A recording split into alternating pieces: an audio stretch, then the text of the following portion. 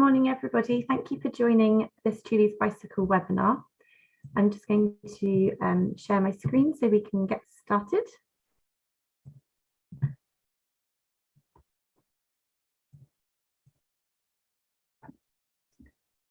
So yes, thank you very much for joining.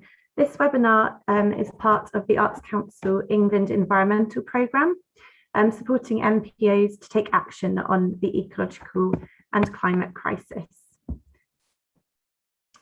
So I'm going to kick things off by providing an overview of some of the environmental and social issues that result from our global food system and outline some of the ways that the sector can take action. Then we're delighted to be joined by Karina from Sustainable Wine Solutions and Robert from the Royal Court Theatre, who will share their stories on how they're addressing food and drink sustainability within their organisations. We'll have time for questions and answers at the end, but please post these into the Q&A box rather than the chat box, as we'll try to cover as many of those as we can at the end of the webinar. And you can ask anybody on the panel a question. I'm joined by my colleagues today, Natalie and Farah, who are providing technical support. If you have any technical issues throughout the webinar, do drop them a message directly. We also have captioning today, which you can access. And we also have a live stream on our website, and you'll find a link to that in the chat. And finally, we have a hashtag, which is Creative Climate Action. So let's get started. There are a few things which are as deeply inherent to our cultures as food. So food isn't just essential to our survival, it's also central to the way in which we socialise, the way we celebrate key moments in our lives. It forms a part of our identities, part of our history, reflects our lifestyles and our religions. However, there's no escaping the fact that our current system of production and consumption is unsustainable. The food we take from the supermarket shelves and that we provide for audiences is sourced from all over the world, and the end result are complex supply chains, meaning that essentially we have a limited understanding of where our food comes from, whether it was directly, whether it was produced ethically, and how much damage producing it actually did to the environment. So in order to transition to a more sustainable food system, we need a cultural shift. We need to grow our understanding of what we're buying, how and where it's produced, and how it impacts the planet. We need to seek and demand more information, use our purchasing power as consumers and our influence as a sector to drive system and cultural change. And it's something that we need to start doing now. Food production and consumption is linked to a number of environmental impacts, which we'll explore individually as we move through this webinar. Biodiversity loss, water supply and quality, deforestation, overfishing, and of course, climate change. Food intersects with a number of sustainable development goals. We need to not only produce food in a more planet-friendly way, we also need to do it in a way that doesn't exploit or harm people, and also ensures that everybody has access to healthy and sufficient food and water sources. So let's look at the impacts of food production in a bit more detail. This graphic shows the global emissions that come from agriculture. It's around 26% of all greenhouse gases. The bar on the right-hand side there, it breaks down the 26% so that you can see the largest contributor is livestock and fisheries, followed by crop production and then land use. So we'll touch more on land use shortly, but here you can see that twice as many emissions come from land that's used for livestock than land that's used for human food, and a further 6% of emissions are from crops used to grow animal feed. So let's look at the emissions impact of moving to a plant-based diet. This graph on the right comes from a very recent study and shows how carbon heavy a number of different foods are. So on average, plant-based foods tend to be around 50% less CO2 than animal-based products. So essentially eating meat is a hugely inefficient way to gain calories. On a global level, around 77% of our agricultural land is used to raise animals or the crops used to feed them. So in order to farm animals, we use excessive amounts of water, land and energy for grazing, growing animal feed, transporting and processing the meat into other food products. So that's why animal-based products have some of the highest carbon footprints of all of the food groups. Even chicken, which might seem like a less resource-intensive meat, requires around 9 calories to be put into the chicken in order to get 1 calorie out. So that means 9 times more land, water, pesticides, and energy. So the Committee on Climate Change says that we have to reduce our meat consumption by 20 to 50% to reach net zero by 2050. Also, the recent National Food Strategy that was released sets a goal of around 30% reduction in the next 10 years. In the UK, we've already begun to eat less meat, especially the younger generations, but we still need to go further as part of our wider national strategy to reach net zero. Meat demand is projected to rise by about 4 times in the developing world by 2028. So meat consumption is comparatively very low in the developing world, and additional consumption is predicted to only increase very slightly in developing countries, despite the fact that their populations are growing much faster. So that's why the developed world are the ones that need to focus on reducing our current overconsumption of meat products. So we've seen that agriculture is responsible for 1/4 of global emissions, but how does this impact on biodiversity? So in order to produce all of this food, we've had to dramatically change the composition of the Earth's surface.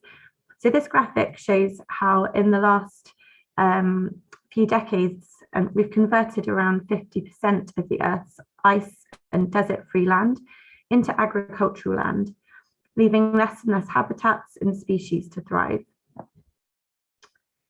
So the next impact to consider then is deforestation. So agriculture is responsible for around 80% of global deforestation. And this is mainly driven by global demand and trade for goods such as coffee, chocolate, soy, palm oil, and timber.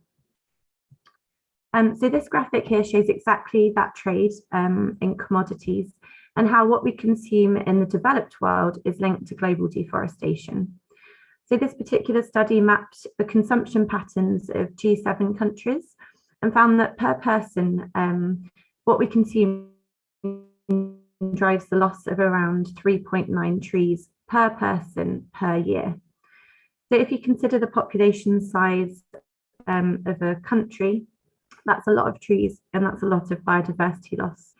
So as consumers and organisations, we really need to scrutinise our supply chains to break this pattern of deforestation. It's not good enough to put in place tree planting strategies in our own countries while we continue to destroy biodiversity-rich forests in the tropics with our diets. So I'd like to focus on soy as a case study to emphasise the issue of supply chain transparency. Around 90% of soy production goes to feeding animals.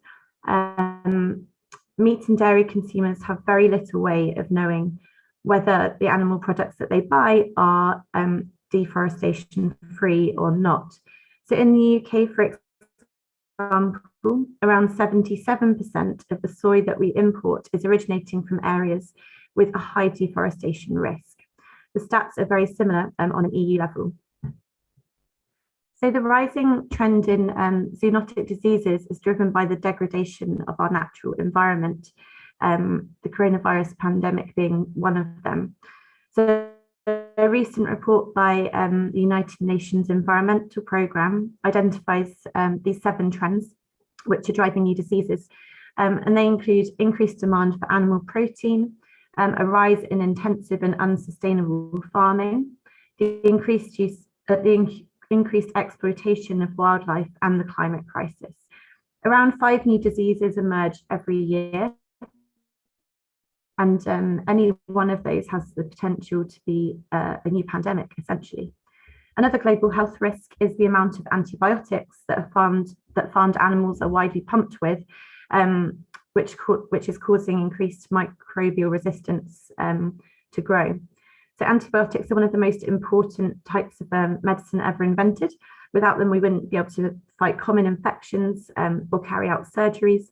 But by overusing them in animal farming, we're threatening the future of global health. Onto water and oceans, focusing to begin with on overfishing. So around 93.8% of the world's marine fish populations, according to the latest assessment by the UN Food and Agricultural Organization, are either fully fished or overfished, and they continue to decline. So fully fished basically means that fish are being caught at a maximum sustainable yield, which means that's the most of the fish stock. Fishing is also linked to human rights abuses and injustices. So fast fishing ships from more developed countries often threaten to deprive local people of their subsistence. And in Cambodia, in the Thai fishing industry, there's an estimated 200,000 and forced to work on slavery boats, which a lot of the bycatch from what they catch is used in pet food and as feed in prawn fisheries as well. So recent headlines have really shed light on national food shortages due to Brexit, which is raising the profile of food security to the public. So the UK grows enough food to be self-sufficient for around 233 days of the year, but we do rely on imports for the other days. So we do have plenty of food available to feed everyone, and we would have a lot more if we didn't waste so much. So around 8.4 million people in the UK struggle to afford a meal, but we waste around 1.3 billion meals a year. So on a global scale, all of that wasted food accounts for around 8% of global emissions. So waste occurs at every point in the food system. So we need action across the whole of the supply chain. And in the UK, the largest contribution to food waste is actually households. So being aware of that can have a huge impact. So we've now run through all of the elements that make our current food system of production and consumption unsustainable, both on an environmental and social level. So we know we produce enough food for everybody globally, but if it's distributed unevenly, and the way that we produce much of it is putting strain on our biodiversity-rich habitats, our climate, our resources such as water, and at the same time, much of it is wasted.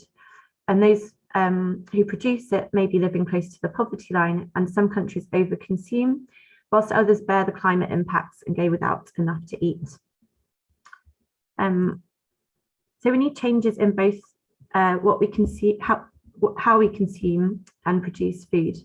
And change is already happening, and that's supported by policy, rising awareness, and also culture change. So I just want to touch very briefly on some of the outcomes from COP26. So there were some major policy outcomes for agriculture and food provision. So firstly, the Glasgow Leaders Declaration on Forests and Land Use, which was signed by over 130 countries who have promised to work collectively to halt and reverse forest loss and land degradation by 2030. So the EU has drafted a law to ban beef, palm oil, and other products linked to deforestation from entering into the EU.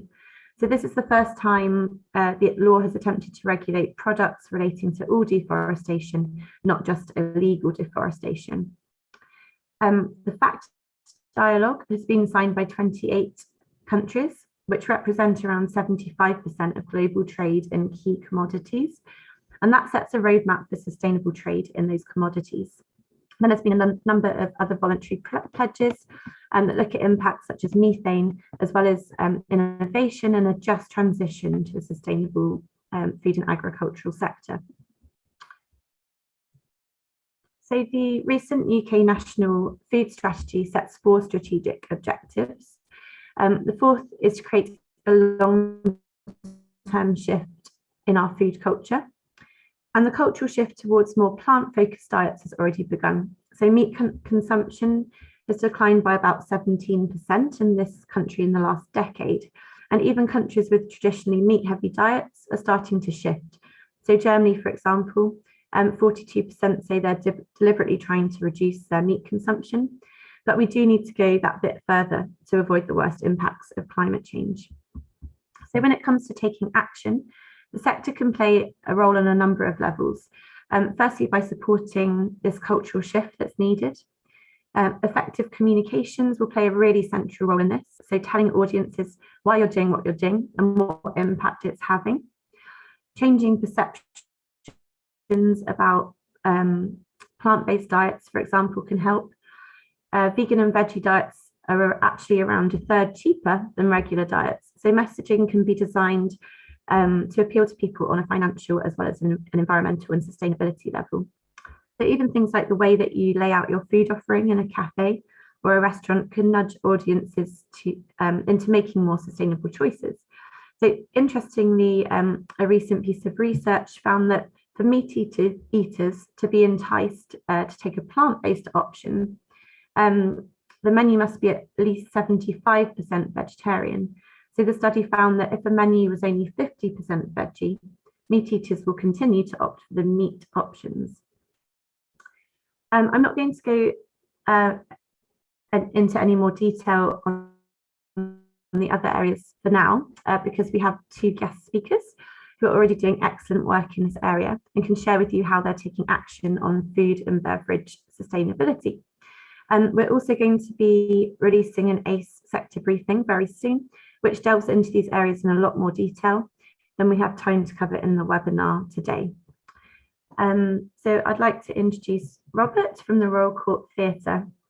So Robert works as a catering and operations manager, and before joining the organisation in 2015, he worked in various roles in hospitality industry, specialising in theatre and events. So Robert, I'll stop sharing my screen and I'll hand over to you. Good morning, everyone. Thank you so much for that, Becky. That was a really great introduction and a lot of really interesting facts there, actually. I'm just sharing my screen so we can see what we're going to talk about.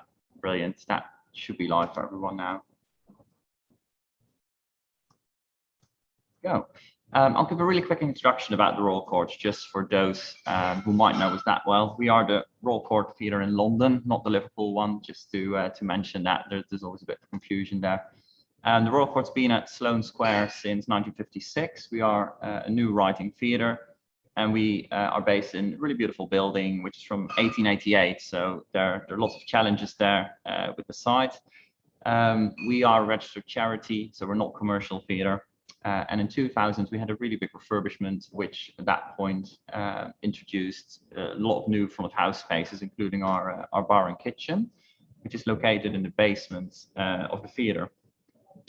The bar and kitchen is a commercial entity. It's fully owned by the charity, so all our profits do go back to the charitable work we do.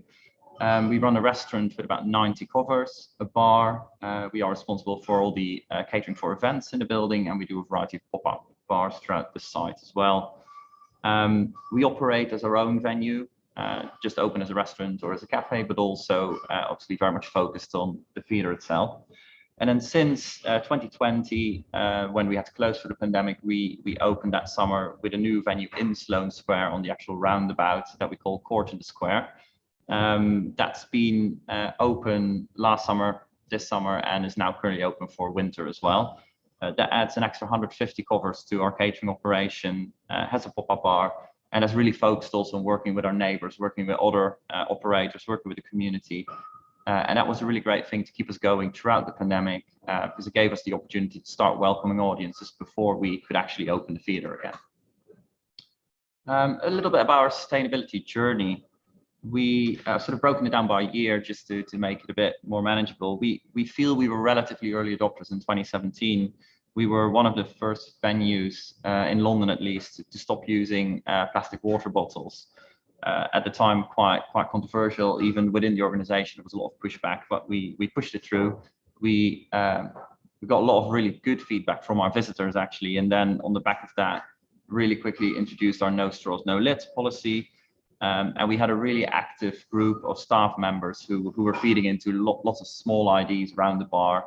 And it was very much focused around looking at waste, looking at how we can actually reuse things rather than generating lots of waste by the use of disposables.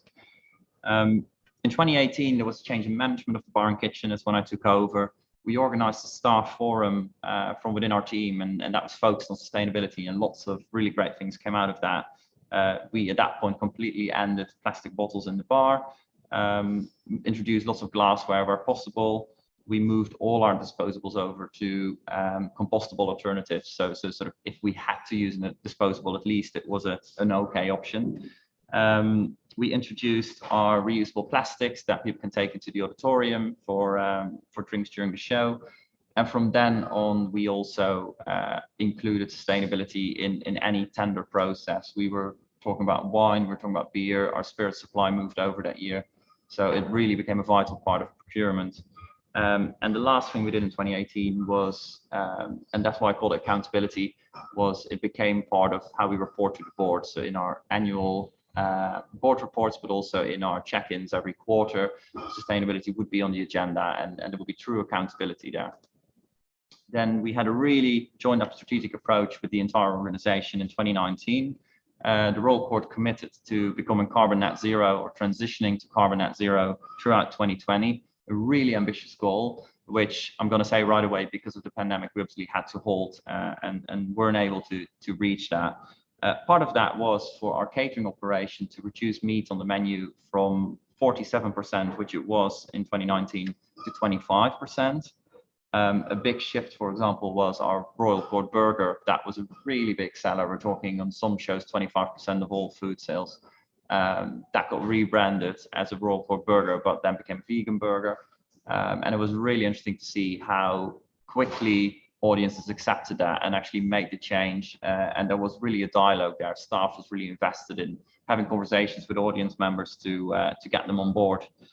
And that was very much also focused on further educating, rather than us pushing a vegan menu and forcing it onto people, or actually pushing people to other hospitality venues around us. We were really keen to have a dialogue with our visitors, and that really made a difference. We continue to work with suppliers, focusing on challenges they were facing and seeing if we could make improvements by, for example, grouping deliveries, or looking at how we could shift things from one supplier to another, just to make it more sustainable, effectively. And in 2021 is sort of the year where we're now refocusing.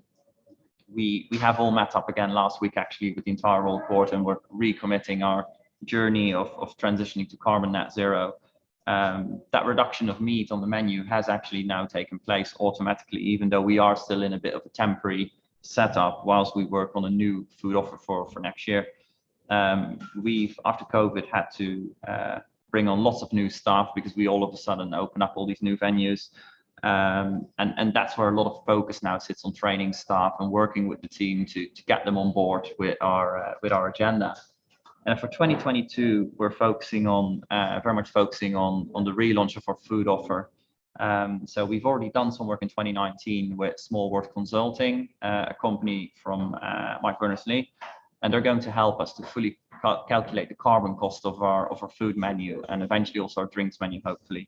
So that will really help us to make our audience, to help our audience make good decisions about what they're eating and drinking in a restaurant, and also help our teams to make better decisions about products they're buying and how to engage with suppliers.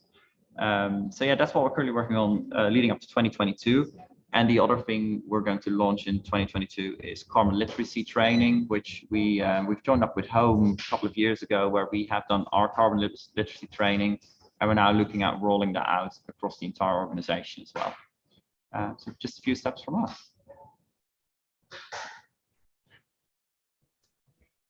Thank you, Robert. That's brilliant.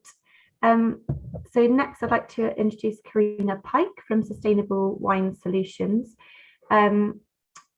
So Karina has been instrumental in transforming Borough Wines into the renowned and well-loved brand it is today. passionately driving sustainability to the heart of everything that they do. So Karina, would you like to take the floor? Yeah, I don't know where the slide is. I think somebody's got the slide for the sustainable wines.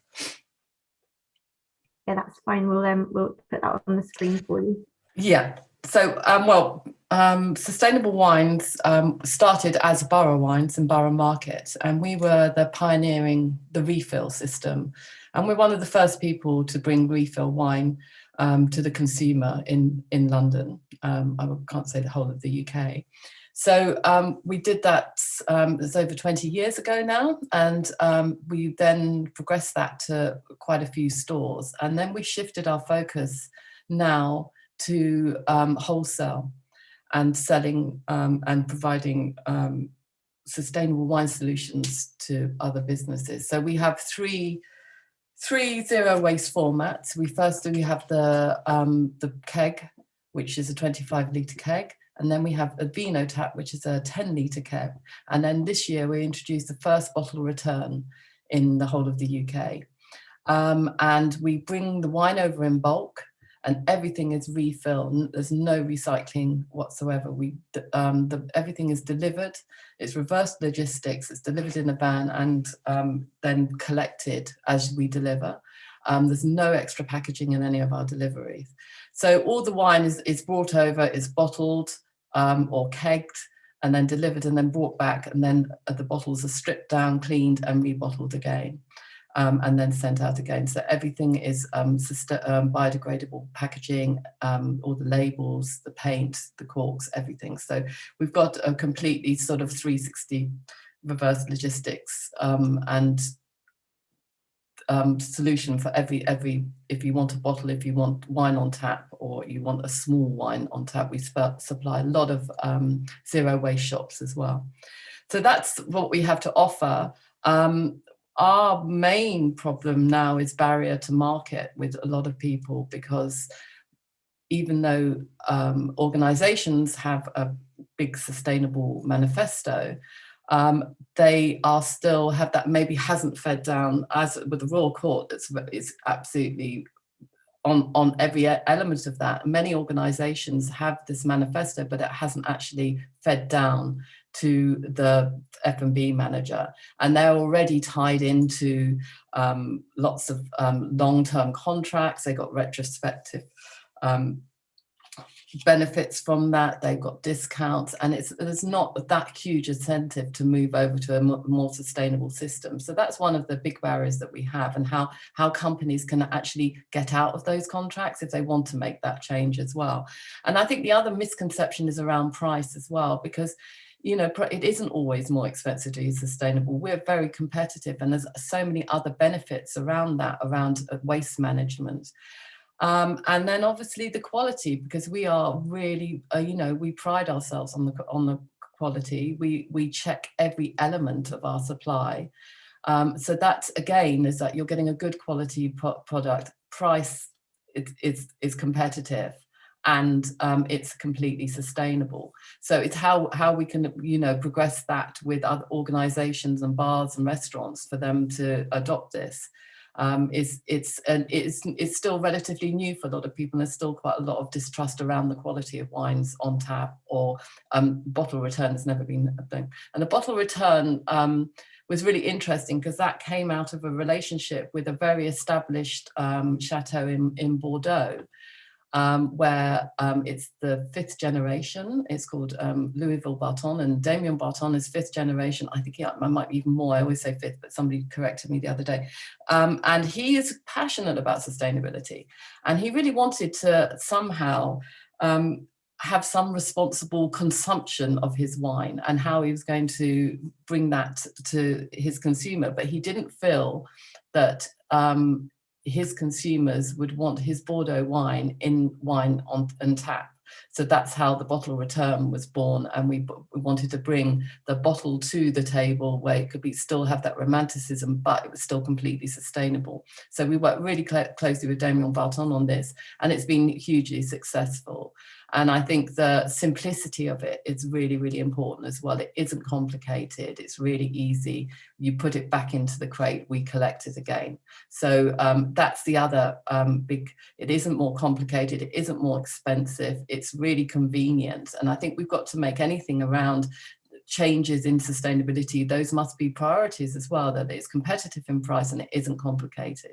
Because I think people are very scared, oh, it's going to be really difficult and it's, you know, the quality is not going to be as good from our point of view. But that we're slowly breaking that down. So, I mean, I do think it's quite, there's navigating a lot of green claims at the moment is really, really difficult.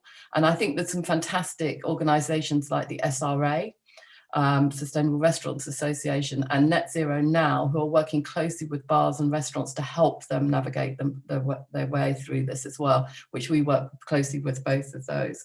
And, you know, the introduction of Competitions and Markets Authority bringing in the Green Claims Code, that's going to be very interesting because people are going to have to be a little bit more accountable if they're making these great claims around sustainability. So that's obviously going to be great support for people who are really like us, who are really driving this as well. So that's really a little bit about what we do. And any questions? I'm happy to answer anything more on sustainable wines. These are our three, this is the bottle return, the Vino tap, and then the slightly smaller keg that we do. And these are all completely refill.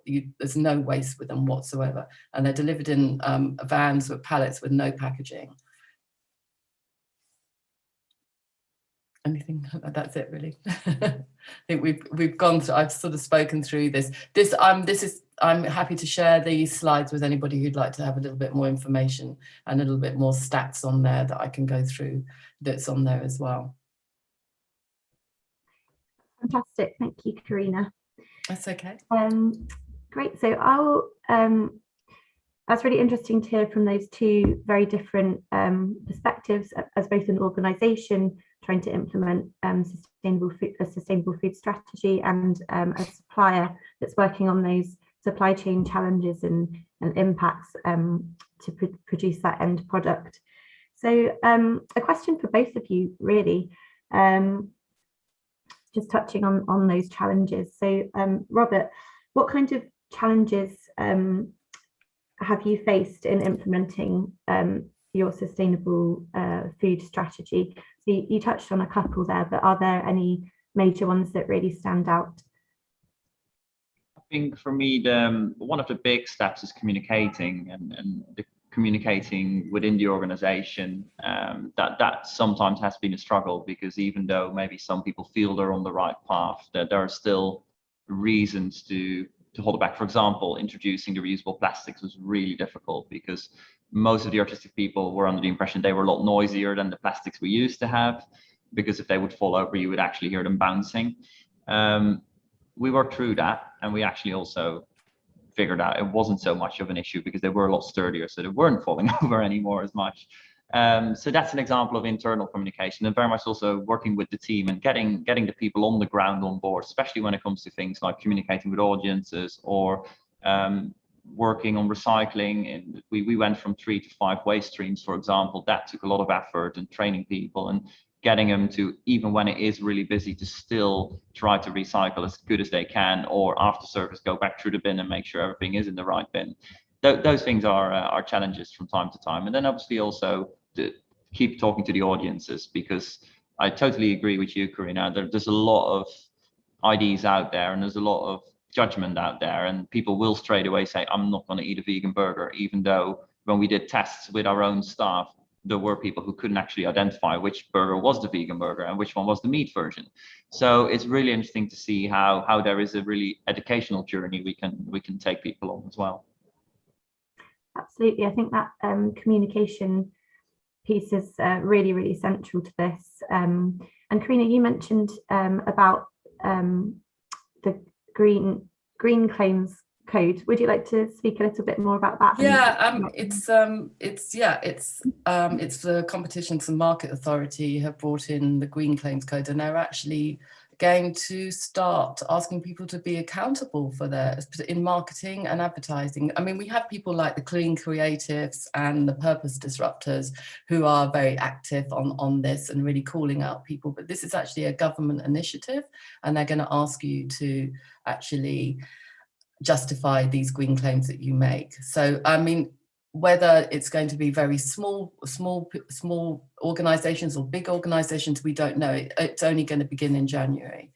I, personally, I'm embracing of it because I think that's great, because there is so much greenwashing going on, and it's quite laughable sometimes when you see it, particularly in fashion and things like that. But I think it's hard, and it's hard to, I think, for our point of view in supply. It's really hard. I think Robert has made some amazing sort of headway of making that part of his procurement process. And I think that's where we need, and how you align your manifesto around sustainability as an organization. How do you align that with your procurement and your supply? And that's a bit, is it part of your decision-making process? Are you intending it to be part of your decision-making process? It's really difficult. We've just been through a pandemic. People are financially very challenged. And so is it always going to have to be that they need to survive to go for a cheaper option, which is less sustainable? There's so many different areas to navigate through this. And I think that's, it's the future, but, some people are still really struggling, I think, after pandemic, and we have to allow for that as well. But there must be some middle ground, and there must be some way as us gauging that and how we can make it sustainable and make steps to get there, rather than being able to make the smashes steps. And so us all working together, and it's this shared purpose and collaboration is where we need to be. Absolutely. Touching on the pandemic, Robert, you mentioned that you kind of had to set back your strategy and your plans. Would you like to talk a little bit more about that and how you navigating the kind of return to the post-COVID world in the sustainable food space? Yeah, of course. Yeah, I think the difficulty for us as an organization was that when we closed down, and obviously being the art sector, a lot of people here will recognize that we were quite vocal at the start, and we were also one of the first ones to close, also one of the last ones to reopen. So it's been quite a long time, and things have been happening throughout, but the actual journey you were on as an organization, artistically or operationally, that really got shaken up. For us, that meant a lot of change in staff. So a lot of people who had the buy-in, who were really vocal and driving this, they have left. They have moved on to other things in their lives, and then some of them have gone back to study, some of them moved abroad. There's a whole variety of reasons, and I think now it's about creating that buy-in again within the team and really getting everyone committed. But there's also the really practical things, like we were in the process of introducing a new cleaning system that basically uses water, salt, and electrolytes to sanitize areas. Really brilliant system that's being used by home in Manchester, actually. But because of the pandemic and COVID, and we now need certain certification on our cleaning products, we can't do that at the moment, because we also need to reassure our audiences, and we need to show that we are compliant and all those things. It doesn't mean it's gone away. It just means it will take time, and it will take further investigation to see if we can do that. And obviously the sort of outdoor hospitality has then brought back some level of disposables, which we've been actually really good at preventing that. A lot of our neighbors are doing it, but it's difficult. Like, I think, and that's probably maybe some of what you touched on, Karina, but it's sort of default, isn't it? The default option almost is to be unsustainable, because it's just so much easier to be unsustainable. But actually, if you put in the effort, what we have found, there is always a solution. It might not be easy to start off, but once you do it, it's actually not that much harder. And I do think it's good to say a positive as well, that the whole conversation for us about being more present outside of our venue, opening a commercial bar in Sloane Square that gives money back to the charity, and we now also engage with lots of other local businesses who we can support and who support us, and we're bringing some of our values across to them as well. I think that's been a really positive thing that without the pandemic would have been very difficult to achieve. That's really interesting. So definitely some pros and cons then. There's been a question in the chat. This one's for Karina. What cleaning process is used for the return bottles and the reuse of the kegs? And are the products or the processes green? And a second, if you like, you can answer that one first, and then I'll go to the other question. Yeah, it's all natural products and steam heat to clean all the bottles. So yeah, we don't use any sort of nasties at all. And also, I mean, it's very important for us, obviously, because the quality of the wine, we have very strict procedures that it goes through to make sure, because we're retaining qualities of wine as well, which it can be quite volatile. So we have to be very, very clean and clear with nothing that could ever sort of tamper with the wine at all. Thank you. And that we've got quite a lot of questions coming through on the Q&A, so I'm going to move on to those now so that we have time to answer them all. So this is one for Robert. Could you detail if or how the Royal Court is part of a circular and local economy? We are, yeah, definitely. There are some, in terms of supply for catering, there are some very much local suppliers that we're working with. And one of the really great successes was Cake or Death, who used to be our cake supplier. I say used to be because throughout the pandemic, they decided to move their business elsewhere. And that was very much a local person who would make cakes and produce them, and actually in the pandemic managed to change their business into something completely different, which is very successful at the moment. So sort of helping people, I think that's where we're thinking, helping people at the start and giving them the opportunity to sell in a relatively, well, I don't want to say a high profile, but we can produce high volume and we have high footfall. That is really exciting, and that's where we can help people. We're currently talking to some coffee people about that as well, actually. And then the circular side of things, that's very much what we're now working on within producing and productions. Obviously, set building and set design is a really big part of when we're talking about waste and we're talking about carbon emissions. And we're signed up and have also been part of making the Theatre Green Book. And a lot of our props at the moment, for example, are either going on to a second life or are recycled props. So there's definitely that, the thinking has really shifted there, and there's that commitment to making sure we're not buying things and only using them once. So yes, there's definitely both of that, but equally I will say we can be even better at that. There's always room for improvement there. Brilliant, thank you.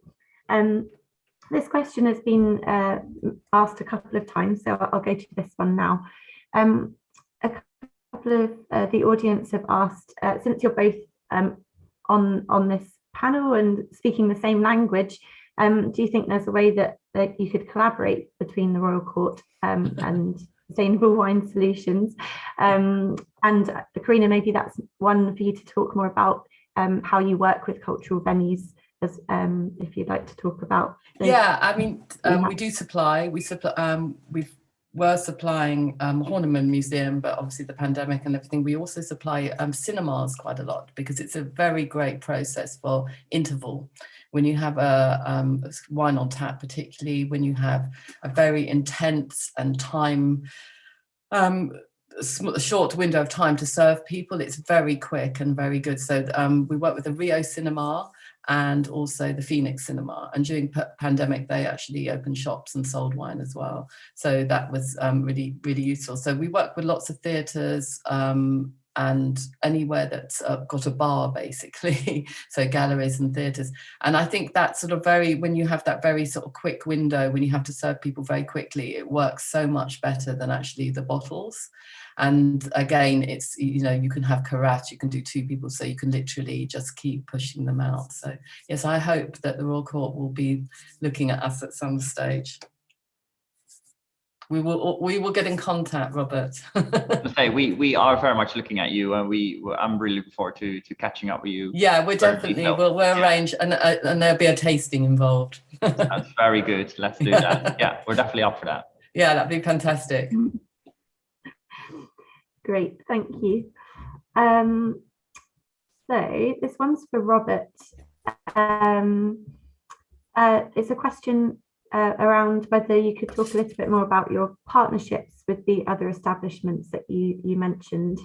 Yeah, happy to. So I'll give a little bit of backstory, but I'll keep as brief as I can. So the Royal Court Theatre rents their building from Cadogan, and Cadogan owns all the land, well, most of the land in Chelsea. If you come out of Stone Square Tube Station, you look around you, wherever you look, it's owned by Cadogan.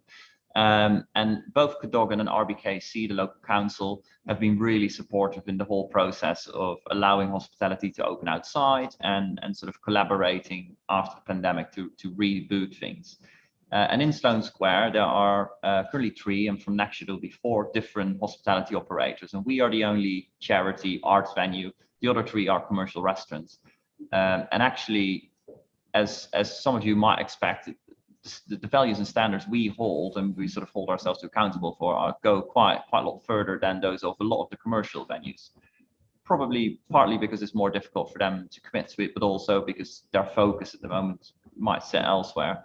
And we've actually really, since we did this last summer, we really had some really good conversations with them. And now actually for next year, we're looking at really joining up and sort of helping them to operationally deliver in the square. A really good practical example is we opened a bar for the winter outside. We've got really beautiful blankets and hot water bottles, but we don't have any heaters. Now the council's already committed to not having any gas heaters within their borough. And Cadogan is committed to not having electric heaters above 2 kilowatts, but we've asked for them to commit to not having any heaters at all because we feel it's not needed. And we're really now engaging with those other 3 operators and getting them on board and explaining them why we hold these values and how we can help them deliver a really good alternative. And that's a really great opportunity. And I think that is part of where together as a group, we can make a really big difference. It's about sharing knowledge, sharing experiences, and really being there to help and support each other as well, rather than just being competitors. It's really moving to quite a different model of working and collaborating. Brilliant, thank you. This is a question for me. Can you explain on how overfishing affects climate change immediately without looking at the wider supply chain? So if I'm interpreting your question correctly, how overfishing affects climate change.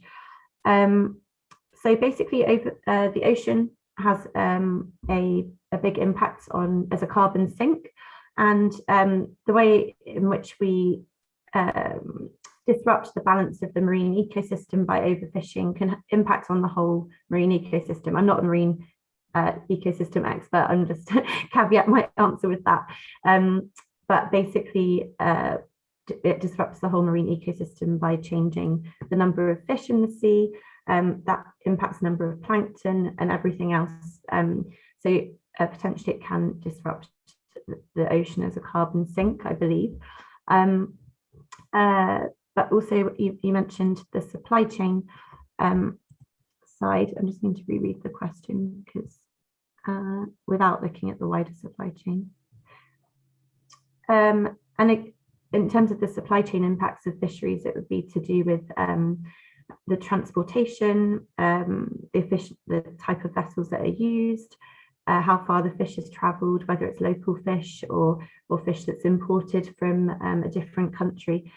So there are lots of kind of different things to consider there. I hope that helps answer your question. But as I say, I'm not a marine expert. Okay, what other questions do we have? This question, how do you think art or theatre can work alongside your sustainable strategy to assist audiences in understanding climate change and the climate crisis? So that's probably one for Robert. I think that's a great question, and it's also something that very much touches on the artistic side of our operation. I think we, being the writers' theatre, we are led by the writers, and the writers obviously are very aware of climate change, and there are a lot of concerns there, and it really influences their writing. We're not so much actively saying you need to write about that, so I think that's very important that the writers have got their creative freedom in that sense.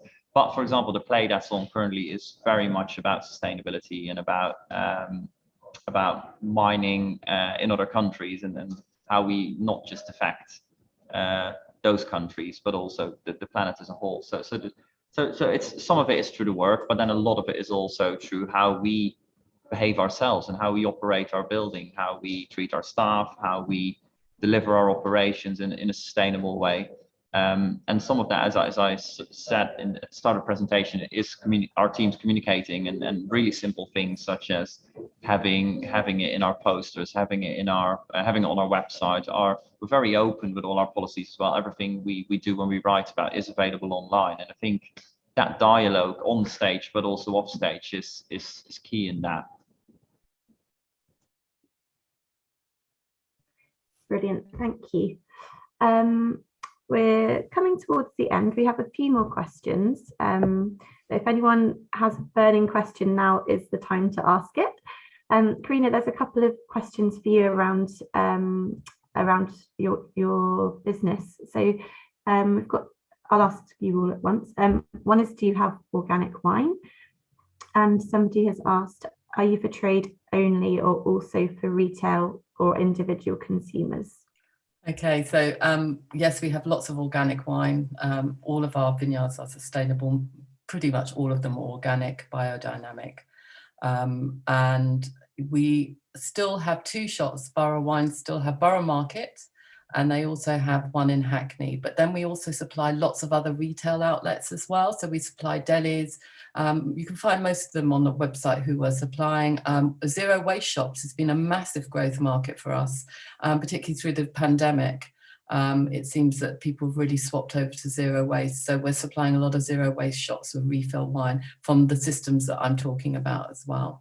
So, and I think that's a really great part of what we're doing. I think working with organisations and shops, that we're talking the same language to the same consumer, and that's really important. I think that's another selling point for people as well, you know, particularly coming from Borough Market, that already has that sort of authenticity, that provenance, that credibility around those things. So I think that's another added extra with when you're selling as well, because at the end of the day you want to sell your product as well, and I think we can support that as well from the bottom up, which is great.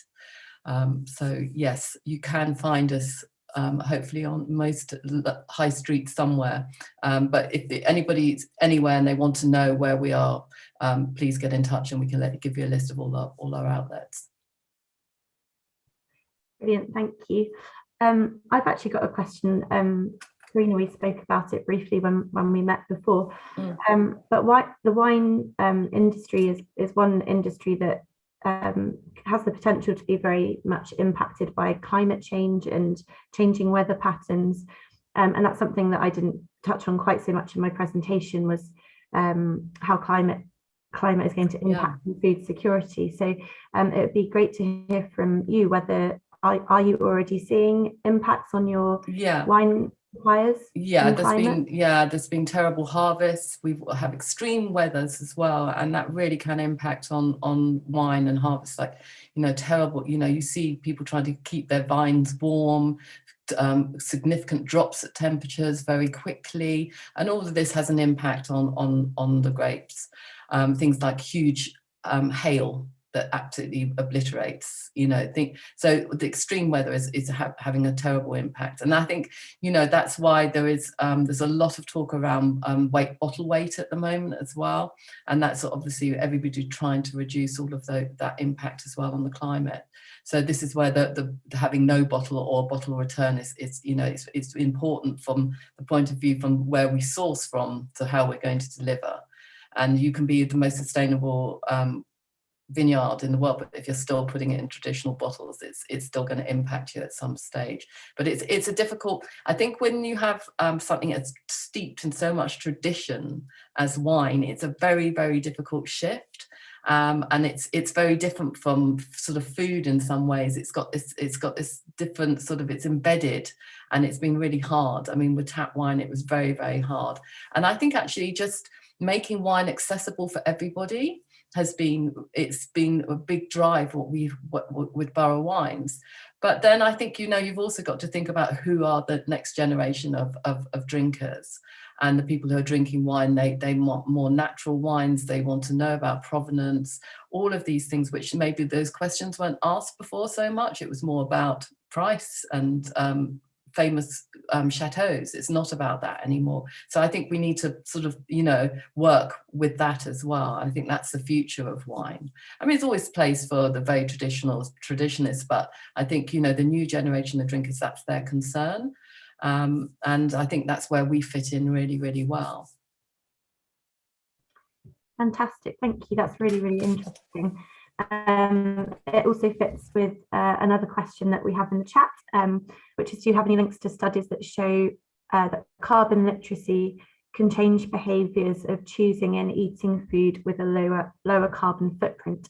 The question is that the answer is there are a number of studies that do look at this. I don't have them kind of to hand, but I think that speaks very directly to what Karina was just saying about how changing levels of awareness are really starting to impact on what consumers are demanding. And producers, I think they're changing in production as well is massive. You know, when I was talking about the generations of in the chateau, it's now the younger generation are now making these decisions in production as well. And I think that's across all foods. Definitely, exactly. And also just to say, again, we're coming to a close now, but Julie's Bicycle are releasing a sector briefing on food and drink sustainability very soon. So keep your eyes peeled for that, because that briefing will look at all of the things that we've talked about today in more detail, and we'll also have more sector case studies to share and some extra resources and further reading. So if you are interested in reading more about kind of behaviour change and carbon impacts of food, that will be the place to go to have a read of that. So that just leaves me now to summarise and to say a huge thank you to Robert and Karina for joining us today, and the rest of the JB team who have been working away in the background to keep the webinar flowing, and to the audience for coming, for attending. So we will be sending around a recording of the slides following the presentation today. So yeah, thank you very much. Thank you. Thank you.